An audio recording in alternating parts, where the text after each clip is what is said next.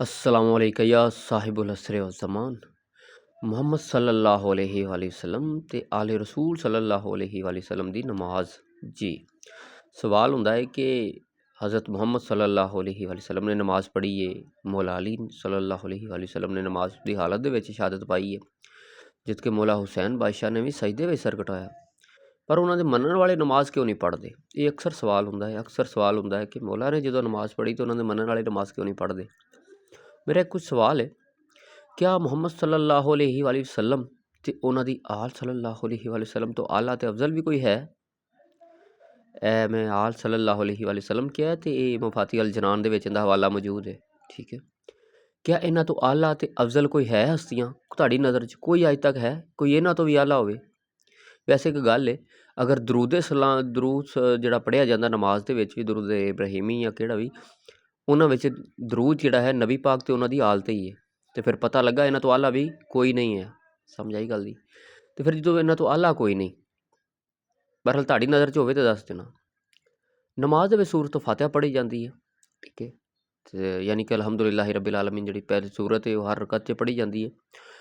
क्या उहदे विच नबी पाक सल्लल्लाहु अलैहि वसल्लम ते आले रसूल सल्लल्लाहु अलैहि वसल्लम भी ये कहते हैं, इहदिना सिरातल मुस्तकीम, सानू सीधा रस्ता विखा?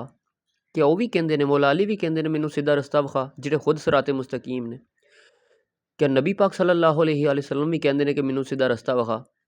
क्या मौला हुसैन बादशाह भी फरमाते हैं कि मैनू सीधा रस्ता विखा? मेरा यह सवाल है। ठीक है, सानू असी कहिए सानू सीधा रस्ता विखा तो गल समझ आउंदी, जिहड़े खुद सिराते मुस्तकीम ने वो भी कहते हैं कि सानू सीधा रस्ता विखा। अगों कहते हैं सिरात अल्लज़ीना अनअमता अलैहिम, कि उन्हां लोकां दा रस्ता विखा जिन्हां ते तेरा इनाम होया, यानी कि कोई आला लोग ऐसे हैं ने जिन्हां ते अल्लाह दा नाम होया तो उन्हां दा रस्ता मंग रहे हैं असी।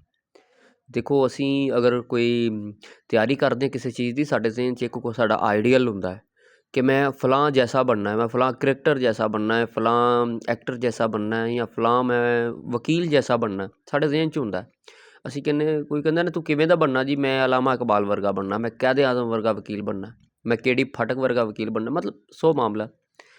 लेकिन ये किन्ना दा रस्ता मंग रहे ने मौला अली, नबी पाक सल्लल्लाहु अलैहि वसल्लम, आले रसूल सल्लल्लाहु अलैहि वसल्लम, ये किहड़े लोग ने जिहड़े इन्हां तो भी आला ने, जिन्हां दे रस्ता मंग रहे ने कि उन्होंने लोकां दा रस्ता विखा सानू जिन्हां ते तेरा नाम होया, सानू सीधा रस्ता विखा? क्या ये भी इहो ही कुछ कह रहे हैं?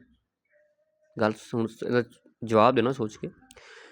मुहम्मद सल्लल्लाहु अलैहि वसल्लम ते आले रसूल सल्लल्लाहु अलैहि वसल्लम किहड़ा सीधा मंग रहे ने, रस्ता मंग रहे ने, जिहड़े कि खुद सिराते मुस्तकीम ने जी। तो लोग कौन ने जिहड़े मुहम्मद सल्लल्लाहु अलैहि वसल्लम ते आले रसूल सल्लल्लाहु अलैहि वसल्लम तो भी आला ते अफजल ने, जिन्हां दा रस्ता मंगिया जा रहा जी। दूसरी गल, मुहम्मद सल्लल्लाहु अलैहि वसल्लम ते आले रसूल सल्लल्लाहु अलैहि वसल्लम खुद इबादत करन आए सी अल्लाह दी, या उम्मत नूं सिखाण आए सी?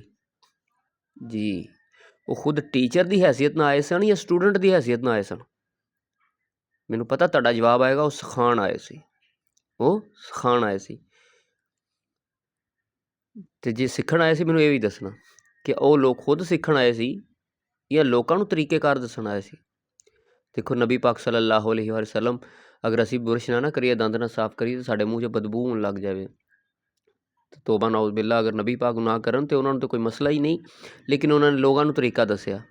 सानू उन्हां जिन्हां जेहड़ी उन्हां दे पसीने दी खुशबू ते की खुशबू, जिन्हां दे पसीने दी खालक होवे, उन्हां दा पसीना खुशबू दा खालक होवे, वो खुशबू की लाणगे? लेकिन उन्हां खुशबू ला के दस्सिया कि तुसीं भी लाया करो, तुसीं ना लाओ तो तुहाडे कोल बो आंदी है, लेकिन उन्हां ला के दस्सी।